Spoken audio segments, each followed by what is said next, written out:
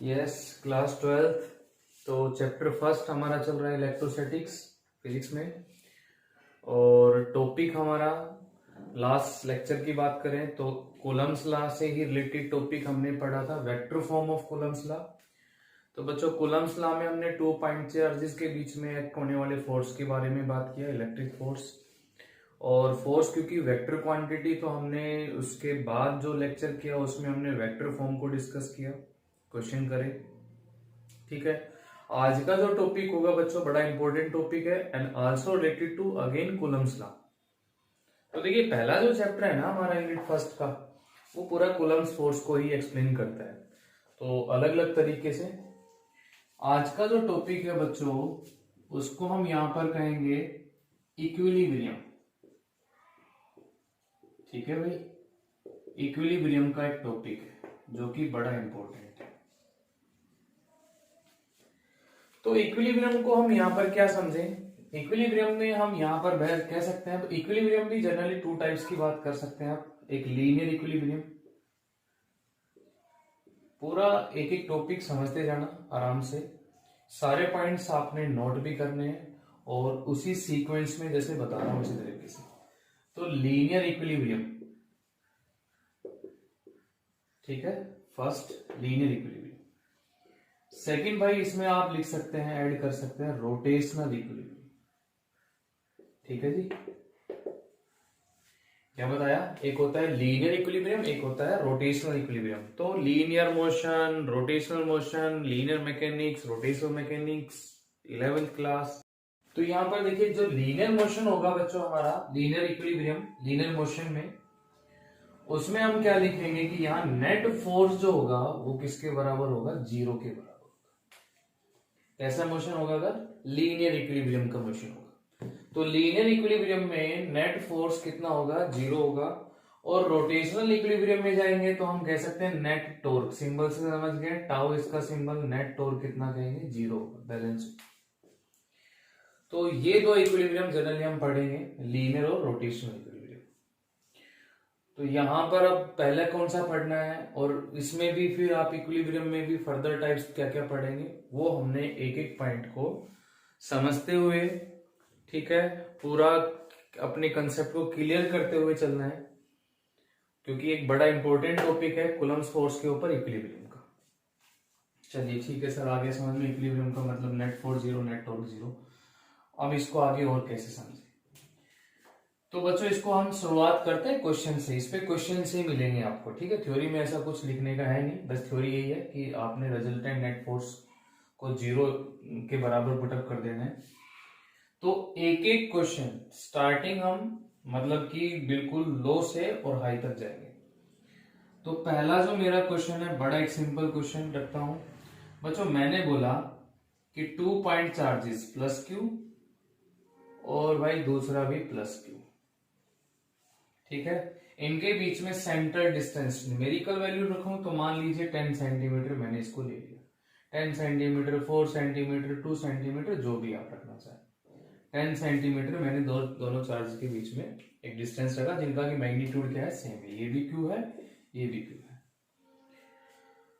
तो भाई क्वेश्चन बोला गया कि तीसरा चार्ज है स्मॉल क्यू, ये वाला थर्ड चार्ज, ये तीसरा चार्ज आ गया स्मॉल क्यू। इस चार्ज को इनकी लाइन ज्वाइनिंग पे कहां रखूं कि third charge is in linearly equilibrium? Clear मेरा क्वेश्चन? क्या क्वेश्चन है कि दो charge plus Q, distance 10 centimetre, इनकी लाइन ज्वाइनिंग पे तीसरा जो चार्ज है प्लस का स्मॉल क्यू, इसको कहां प्लेस करूं कि ये इक्विलिब्रियम में हो? तो हमें ये जो तीसरा चार्ज है ना भाई, इसको इक्विलिब्रियम में लेना है। अब देखिए, क्वेश्चन को बहुत ध्यान से पढ़ना है। यहाँ तीसरे चार्ज को मतलब ओनली थर्ड चार्ज को इक्विलिब्रियम में कह रहा है। एक क्वेश्चन में इस पे लेके जाऊंगा जहां पर पूरा सिस्टम ही इक्विलिब्रियम में बोलेगा, तो वो आपको ठीक से पढ़ लेना है क्वेश्चन के अंदर कि सिस्टम की बात हो रही है या किसी एक पर्टिकुलर चार्ज की बात हो रही है। तो थर्ड चार्ज हमारे पास स्मॉल क्यू, इसको कहां पर प्लेस करें? तो बहुत आसान सा है सर, प्लस के दोनों है, ये भी कुछ भी साइन नहीं है, प्लस ही है, तो मैं भाई इसको बिल्कुल बीच में रखूंगा। आंसर आ भी गया होगा कुछ बच्चों के दिमाग में, क्योंकि जैसे ही मैं ये क्यों रखूंगा, नेट फोर्स कितना होना चाहिए इस पे, 0 होना चाहिए। फोर्स 0 के लिए वैल्यू और डायरेक्शन कैसे होनी चाहिए, अपोजिट। वैल्यू बराबर, डायरेक्शन कैसे होनी चाहिए, अपोजिट। अब इस वाले चार्ज पे कौन कौन फोर्स लगा रहा है, दोनों क्यू लगा रहे हैं, ठीक है। ये वाले क्यू की बात करूं, ये प्लस, तो वो प्लस इधर धकेल रहा है, ये प्लस इधर धकेल रहा है, दोनों का धक्का बराबर लग रहा है। क्यों? क्योंकि बिल्कुल ये कहां पे है, बीच में है, दोनों की वैल्यू सेम है यहाँ पर। तो ये भी एफ है, ये भी एफ है, या ये F1 है या F2 है, तो हम क्या कह सकते हैं, F1 इज इक्वल्स टू कितना है, F2 है। और डायरेक्शन कैसी है, दोनों की अपोजिट है, तो हम कहेंगे कि नेट फोर्स कितना है इसके ऊपर, 0 है। किस पे, स्मॉल क्यू पे। तो स्मॉल क्यू जो चार्ज है वो किस में हो गया, इक्विलिब्रियम में हो गया। बहुत सिंपल, क्लियर, ठीक है। सिंपल से स्टार्ट करेंगे और धीरे धीरे इसको राइज करेंगे। पहला क्वेश्चन आगे सर, इसी तरह से अपनी नोटबुक में भी पहला क्वेश्चन एक सिंपल क्वेश्चन से स्टार्ट करते हुए लेवल को बढ़ाना है। अच्छा चलो सर, यहां तक कोई दिक्कत नहीं है, हम दोनों चार्ज बराबर रख लिया, कोई प्रॉब्लम नहीं है, आ गया ये भी हमारे को समझ में। अब अगर बच्चों देखो मैं क्या करता हूँ, इस क्वेश्चन को थोड़ा सा घुमा देता हूँ। सेकेंड क्वेश्चन में इसी को ले लेता हूं कि भाई यहां पर अगर प्लस का 4Q है और इसकी लाइन, ये लाइन ज्वाइनिंग पे यहां पर एक प्लस का Q है। अब दोनों बराबर नहीं है, एक प्लस का 4 है तो दूसरा प्लस का Q है। इनका वही डिस्टेंस हम मान लेते हैं 10 सेंटीमीटर। और तीसरा चार्ज भाई फिर से वही स्मॉल Q, थर्ड चार्ज। और ये हमें किस में चाहिए, ये हमें इक्विलिब्रियम में चाहिए, जो थर्ड चार्ज है इसको इक्विलिब्रियम में, इनकी लाइन ज्वाइनिंग पे कहा। अब आपको सोचना पड़ेगा भाई, बीच में तो नहीं हो सकता है कि बीच में रख दिया तो इसका रिपल्सिव, क्योंकि इसकी वैल्यू ज्यादा है, इसका रिपल्सिव फोर्स ज्यादा होगा उसके कंपेरेटिवली, तो वो ठीक है, डायरेक्शन तो ठीक है, दोनों की अपोजिट है, ये प्लस उधर रिपेल, ये प्लस इधर रिपेल, लेकिन वैल्यू बराबर नहीं आएगी। ओनली डायरेक्शन अपोजिट से भी काम नहीं चलेगा। क्या बताया, नेट फोर्स 0 होने के लिए वैल्यू बराबर, डायरेक्शन कैसे होनी चाहिए, अपोजिट है। डायरेक्शन तो अपोजिट बन जाएगी इस पे, लेकिन वैल्यू बराबर नहीं होगी, बिकॉज ये प्लस का 4Q, ये Q, ये प्लस का Q और ये Q, तो ये वाला जो फोर्स एक्ट करेगा वो कम एक्ट करेगा। तो ये वाला फोर्स कब बढ़ सकता है, इस वाले का फोर्स इस पे कब बढ़ सकता है, सोचो जरा, कि इसको मैं उसकी तरफ लेके जाऊं या इससे दूर लेके। तो आपके दिमाग में आना चाहिए कि सर ने बताया कूलम्ब्स लॉ के अंदर फोर्स जो होता है वो inversely proportional to r square होता है, ठीक है। आ गया समझ में, हिंट मिल गया आपको। तो इसका मतलब ये जो चार्ज है किसकी तरफ जाएगा, स्मॉल वैल्यू ऑफ चार्ज की तरफ, क्योंकि जैसे ही मैं इसको स्मॉल वैल्यू ऑफ चार्ज पे लेके जाऊंगा, के पास लेके जाऊंगा, तो डिस्टेंस घटेगा, इसका फोर्स बढ़ेगा। अब इतना बढ़ जाएगा कि इसके फोर्स को काट सकता है, तो हम कहेंगे कि इक्विलिब्रियम में आ जाएगा। तो क्या ध्यान में रखना है कि दो अगर डिफरेंट वैल्यू है तो इक्विलिब्रियम किसकी तरफ होगा, स्मॉल वैल्यू ऑफ चार्ज की तरफ, ठीक है। चलिए ठीक है सर, 5 तो बिल्कुल नहीं आएगा इसका आंसर। जैसे इसमें अगर मैं बात करूं तो इक्विलिब्रियम कहां पे आ रहा था, बिल्कुल बीच में आ रहा था। बीच में मतलब कि क्या बोल सकते हैं, 5 सेंटीमीटर, यहाँ पर 10 है तो 5 तो बिल्कुल नहीं आएगा। तो इससे वो कितने डिस्टेंस पे आएगा, 5 से ज्यादा पे आएगा। अब 5 से ज्यादा तो सर 6, 7, 8, 9 ये भी होते हैं। अब हमें बात करनी एग्जैक्ट वैल्यू पे, इस पे बात करनी है एक पर्टिकुलर वैल्यू के ऊपर। तो वो वैल्यू कैसे फाइंड आउट करनी है वो सीखना है। क्लियर है, दोनों क्वेश्चन में डिफरेंस पता चल गया। ये बराबर वैल्यू ऑफ चार्जेस थे, ये two different value of charges है। तो जो इक्विलिब्रियम होगा थर्ड चार्ज के लिए वो शिफ्ट करेगा टुवर्ड्स स्मॉल चार्ज, ठीक है। अब हमें वैल्यू को कैलकुलेट करना है, तो देखिए वैल्यू को कैसे कैलकुलेट करेंगे बच्चों, वो सीख लेते हैं। अब फिर हमारे को ये दो टाइप तो बिल्कुल ठीक से समझ में आ जाएगी। तो भाई आएगा समझ में, बस सिर्फ ध्यान से, क्योंकि बहुत फास्ट कुछ भी नहीं चल रहा है, मैं बिल्कुल स्लो कर रहा हूँ, एक टॉपिक करा रहा हूँ, बस उसको फिर क्लियर करना है आपने क्वेश्चंस कर करके। तो यहां लिख देता हूं मैं। चलिए अब इसको हम पूरा सोल्व करके देखते हैं, ताकि एग्जैक्ट हमें पता चले कि इक्विलिब्रियम किस चार्ज से कितने डिस्टेंस पे आएगा। तो यहां मैं इसको बना लेता हूं उस क्वेश्चन का डायग्राम फिर से। ये 4Q था हमारा, ठीक है, और ये हमारा प्लस का क्यू हो गया। तीसरा चार्ज हमारा क्या है, ये रहा। इनके बीच का जो डिस्टेंस ले रखा है बच्चों वो 10 सेंटीमीटर का ले रखा है। अब बीच में तो आएगा नहीं, क्या बताया कि जो थर्ड चार्ज हमने प्लेस करना है, जो थर्ड चार्ज होगा हमारा वो स्मॉल क्यू की तरफ, ये स्मॉल वैल्यू ऑफ चार्ज की तरफ आएगा। तो ये हो गया हमारा क्यू, स्मॉल क्यू, इक्विलिब्रियम की जिस पे बात कर रही है। डायरेक्शन जरूर चेक कर लिया करो, फिर भी ये प्लस है ये प्लस है, तो ये वाला प्लस इस प्लस को इधर धकेलेगा। मान लीजिए F1 फोर्स लगाएगा, ये वाला प्लस इस प्लस को इधर धकेलेगा। मान लीजिए कितना फोर्स लगाएगा, F2 लगाएगा। तो नेट फोर्स कितना होगा, इन पे 0 होगा, क्योंकि इक्विलिब्रियम आ जाएगा। नेट फोर्स 0 कब होगा, जब दोनों फोर्सेस की वैल्यू क्या होगी, इक्वल होगी। अब रख लीजिए इक्वल। तो हम क्या लें कि ये जो यहां से यहां तक का डिस्टेंस, इसको मान लो बच्चों कुछ भी, ये यहां से यहां तक का जो डिस्टेंस हमें फाइंड आउट करना है, क्या मान ले हम इसको, मैं थोड़ा इसके नीचे लिख देता हूं। ये 10 सेंटीमीटर था, तो भाई यहां से यहां तक मैंने इसको मान लिया जी x। तो ये x है, तो ये कितना हो गया भाई, 10 माइनस x हो गया। कोई प्रॉब्लम नहीं है। इस 4q ने इस छोटे q पे, 4q ने स्मॉल q पे कितना फोर्स लगा रखा है, F1। तो हमने लिखा k 4q, q डिस्टेंस कितना है जी x, x स्क्वायर।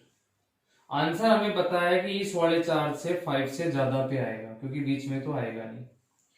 बराबर इक्वल में रख दिया हमने F2। F2 किसने लगा रखा था, इस वाले ने इस पे। तो K Q स्मॉल q।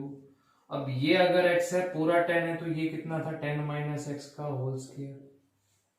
जो काटा वो काटा हमने, ये q ये कैंसिल हो गया। देखो 4 अपॉन में एक्स स्क्वायर, तो सोल्व करने के लिए इसको आसानी के लिए तो 2 अपॉन एक्स पूरे का होल स्क्वायर लिख सकता हूं मैं, क्योंकि 4 अपॉन एक्स स्क्वायर। इधर से क्या बचा, 1 बचा, तो इसको लिख दूं मैं 1 अपॉन 10 माइनस एक्स पूरे का होल स्क्वायर। ये whole square cancel, cross multiply, तो बच्चों 20 minus 2x is equals to x। तो 20 इज इक्वल्स टू 3x और x is equals to 20 upon में 3। अब इसको अगर मैं सोल्व करता हूं तो 3 6 18 हो गया, फिर 0.6। तो देखो ना 5 से ज्यादा आया, कितना आया, 6.6 सेंटीमीटर। लेकिन लिखना पड़ेगा कहां से, फ्रॉम कौन से चार्ज से, प्लस के 4q से। आंसर आप इससे बता सकते हो। तो आया समझ में सेकंड क्वेश्चन। तो दो मैंने आपको अभी कंसेप्ट सिखाए इक्विलिब्रियम से रिलेटेड, दो क्वेश्चन सिखाए, जिसमें कि दो बराबर वैल्यू के चार्ज के लिए इक्विलिब्रियम निकाल रहा हूं, two different value of charges के लिए इक्विलिब्रियम निकाल रहा हूं। तो डिफरेंट वैल्यू ऑफ चार्जेस के लिए इक्विलिब्रियम निकालेंगे थर्ड चार्ज का, तो थर्ड चार्ज किधर आएगा, एक स्मॉल वैल्यू ऑफ चार्ज की तरफ। ठीक है, ये हमारा कौन सा कंडीशन चल रहा है, लीनियर इक्विलिब्रियम का, जिसपे हम क्या निकाल रहे हैं, नेट फोर्स कितना, 0। दोनों क्वेश्चन नोटबुक में एक एक इसी तरह स्टेप वाइज क्वेश्चन। अब देखो नेक्स्ट क्वेश्चन पे चलते हैं। थर्ड क्वेश्चन देखो बच्चों, सारे क्वेश्चन आपके नोटबुक में जाएंगे, एक एक पॉइंट करके नोट्स बनाने हैं आपने ठीक से। थर्ड क्वेश्चन में मैंने बोल दिया भाई प्लस का 4q, वही लाइन ज्वाइनिंग, और यहां पर प्लस के q की जगह अगर मैं माइनस का q कर देता, और डिस्टेंस आप वही ले लीजिए, मान लो 10 सेंटीमीटर का।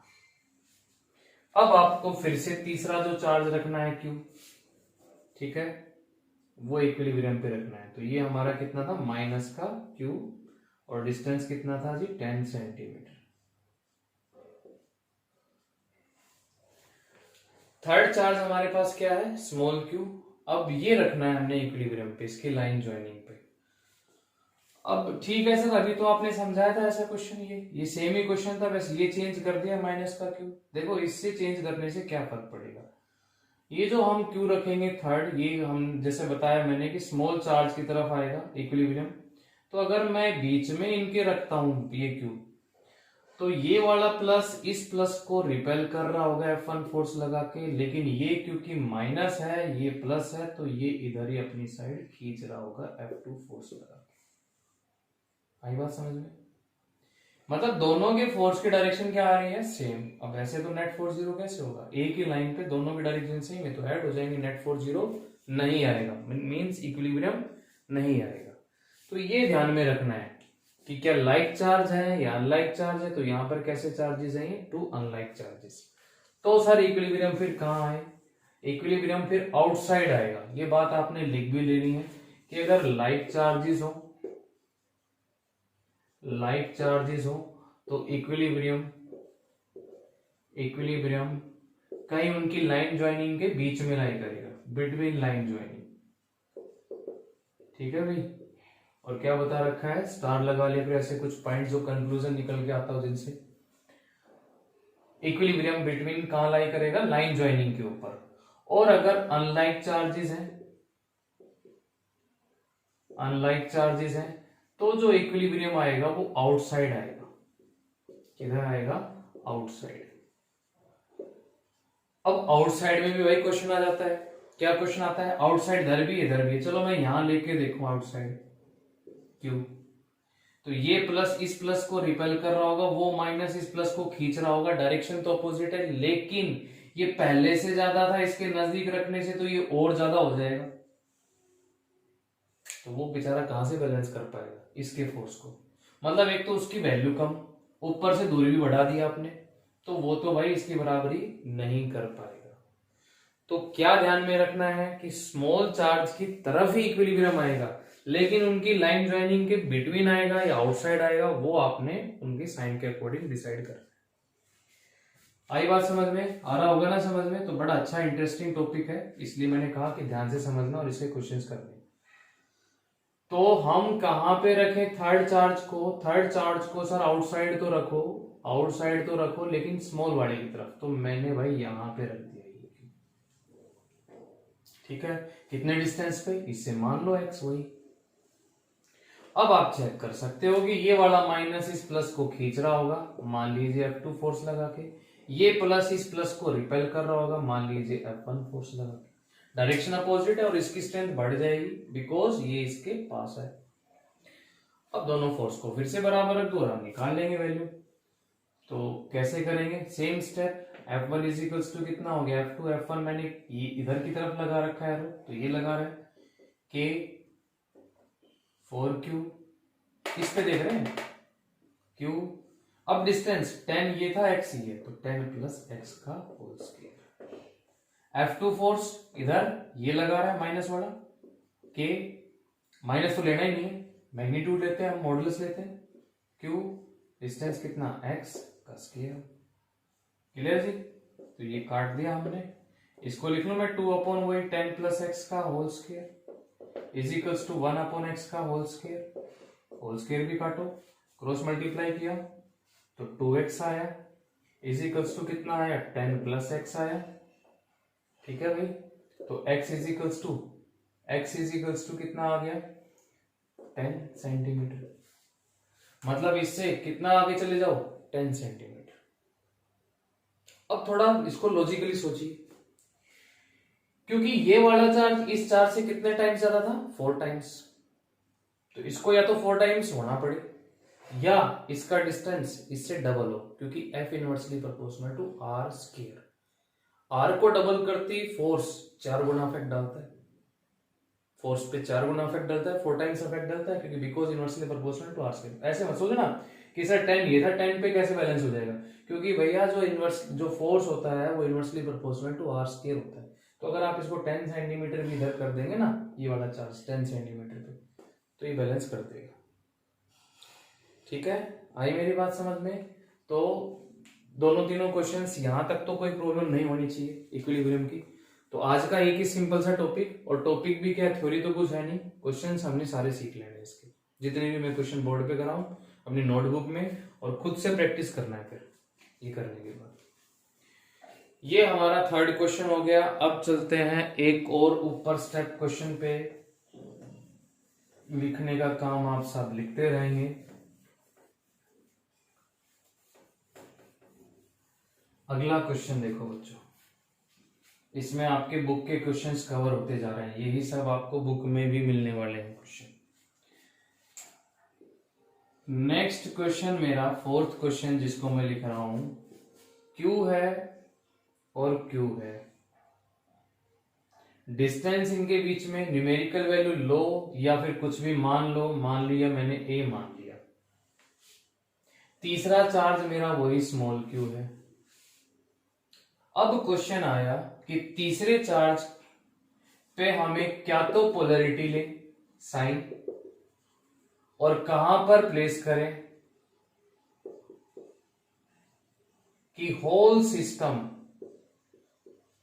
अब यहां पर लिख दिया मैंने whole system is in equilibrium या कम्स इन इक्विलिब्रियम। पूरा सिस्टम की बात हो गई है भाई, अब इसको अंडरलाइन कर लेंगे इस क्वेश्चन में। अब ये अकेले इक्विलिब्रियम की बात नहीं हो रही, पूरा सिस्टम, पूरे सिस्टम में जितने भी चार्ज होंगे वो सब इक्विलिब्रियम में होने चाहिए, मतलब सब पे नेट फोर्स कितना होना चाहिए, 0 होना चाहिए। ये तो बड़ी मुसीबत हो गई सर, अब ये कैसे देखें। देखो इसको भी इक्विलिब्रियम में होना है, इसको भी इक्विलिब्रियम में होना है, इसको भी मैं पॉइंट नाम दे देता हूँ, ये ए हो गया, ये बी। तो ए वाले पॉइंट के चार्ज को भी इक्विलिब्रियम में होना है, नेट फोर्स 0, बी वाले को भी नेट फोर्स 0, और ये तो इस पे भी नेट फोर्स 0।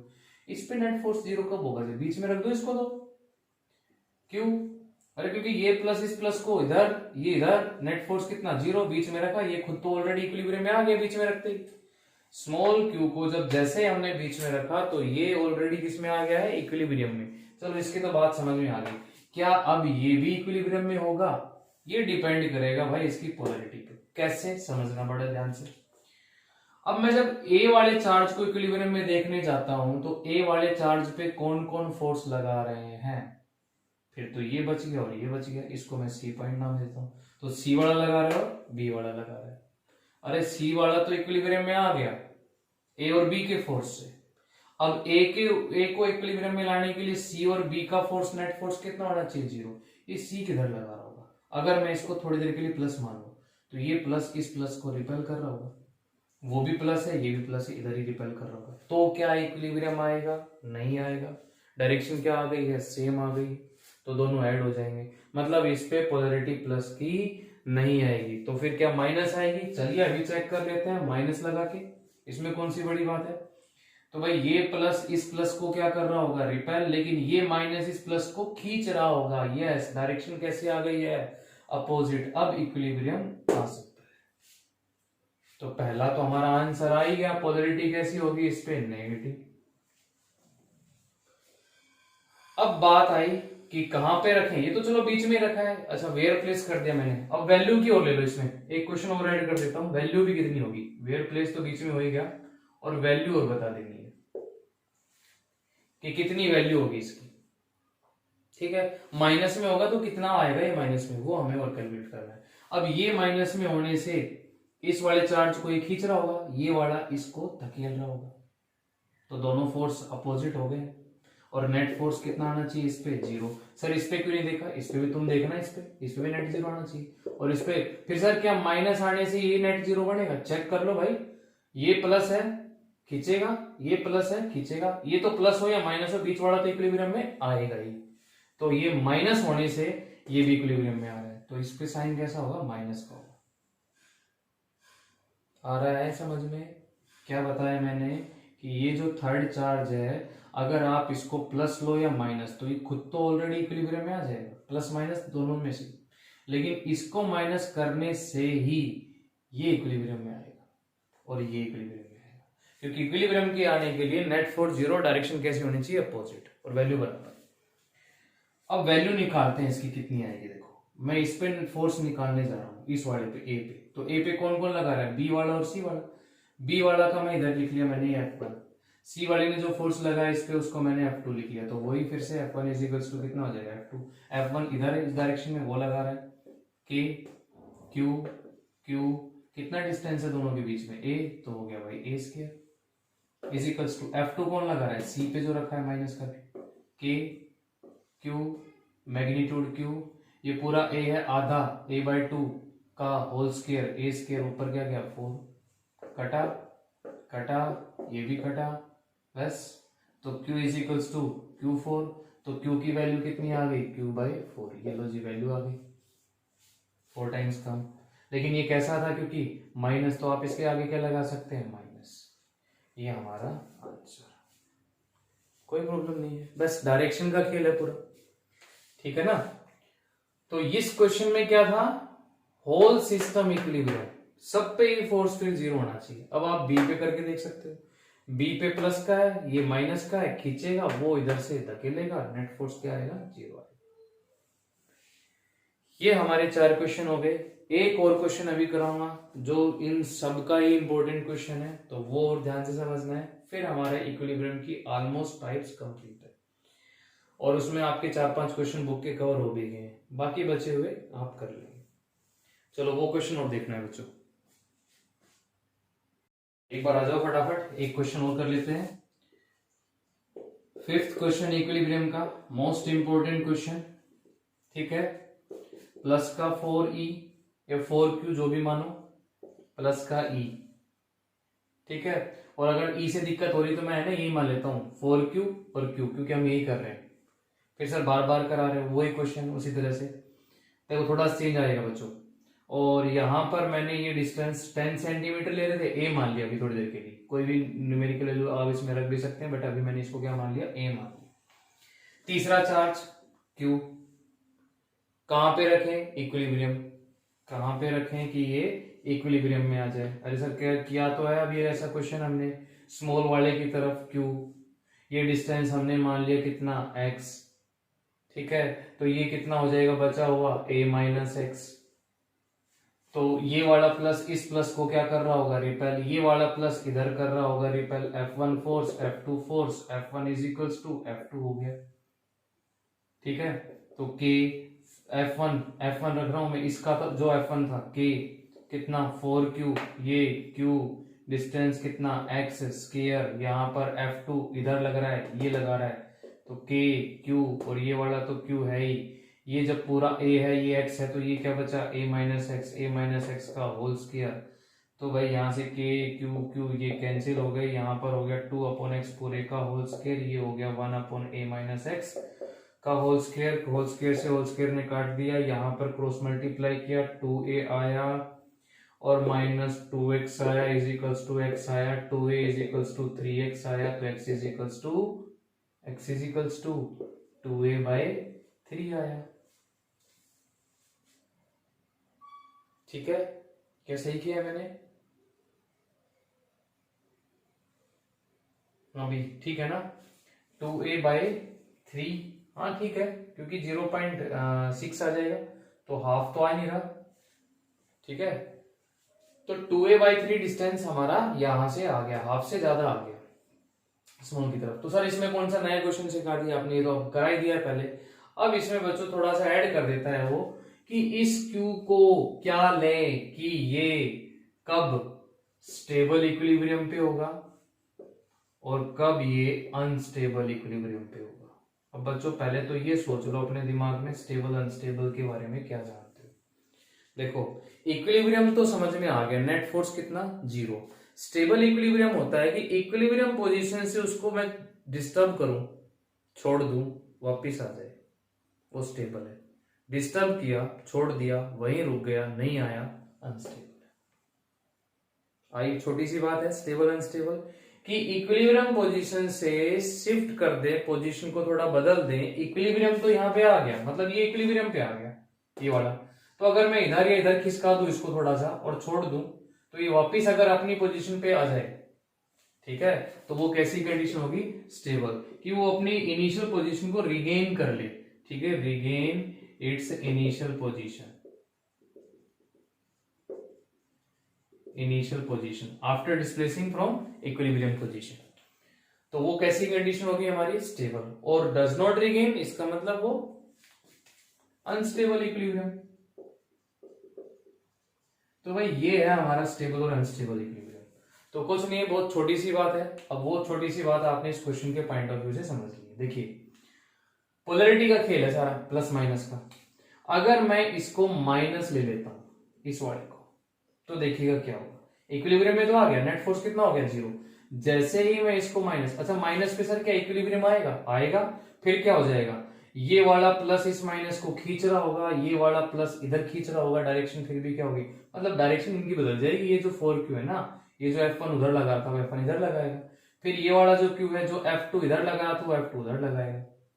अरे भाई आ गई ना बात समझ में, कि माइनस लेने से क्या होगा, ये प्लस इसको अपनी साइड खींच रहा होगा, ये प्लस इसको अपनी साइड खींच रहा होगा तो इक्विलिब्रियम तो आएगा, फिर चाहे प्लस का हो या माइनस को। लेकिन माइनस के करने से स्टेबल आता है या अनस्टेबल, वो चीज हमें चेक करनी है।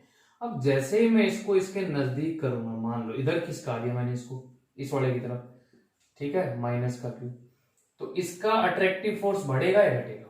सोच के देखो, डिस्टेंस घटा तो अट्रैक्टिव फोर्स बढ़ा, इसने और ज्यादा अट्रैक्टिव लगा दिया, तो क्या छोड़ने से वापस जाएगा? नहीं भाई, इसने तो अपना फोर्स बढ़ा दिया, उसका काट के अब बढ़ गया इसका, तो ये अपनी साइड ही खींच लेगा।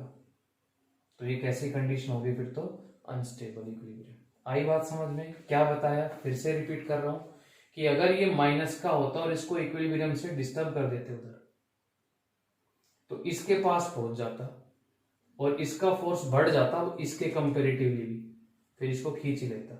सर अगर मैं इधर कराता तो क्या होता? माइनस का क्यू, फिर इसकी दूरी घट जाती, इसका फोर्स बढ़ जाता, फिर ये अपनी साइड खींच लेता, लेकिन वापस तो नहीं जाता। तो अगर मैं इसको माइनस क्यू लेता हूं तो कौन सी कंडीशन में चला जाता है? अनस्टेबल इक्विलिब्रियम में चला जाता है। अच्छा, प्लस क्यू ले लेते हैं, प्लस का क्यू ले लिया। अब प्लस का क्यू करने से मैंने यहां से यहां लेके आया, तो प्लस प्लस में तो क्या चलेगी? रिपल्सन चलेगी, दूरी घट गई, रिपल्सन बढ़ गई। तो अगर इसको हम इधर लेके आए तो इसने वापस से वहीं पर भेज दिया। आई थिंक सबको आ गया होगा समझ में, अब कुछ इसमें बचा ही नहीं। तो प्लस क्यू लेने से क्या बन रहा है? स्टेबल, और माइनस क्यू लेने से क्या बन रहा है? अनस्टेबल। तो अपनी नोटबुक में लिख लेंगे पहले कि स्टेबल क्या होता है, अनस्टेबल क्या होता है, इक्विलिब्रियम क्या होता है। तो इक्विलिब्रियम में दोनों, स्टेबल भी और अनस्टेबल भी। ठीक है भाई, पोलरिटी से ही आ गया ना समझ में? ये एक बार ये चारों पांचों क्वेश्चन जो जितने भी समझाए हैं, बिल्कुल कंसंट्रेट करके, यही काम है कि इन्हीं को पहले रिपीट करना है और नोटबुक में चारों पांचों क्वेश्चन एक साथ नोट कर लेने, हेडिंग डाल के इक्विलिब्रियम की। ठीक है, आज की क्लास इतनी ही होगी, बाकी चलेगा नेक्स्ट क्लास के अंदर।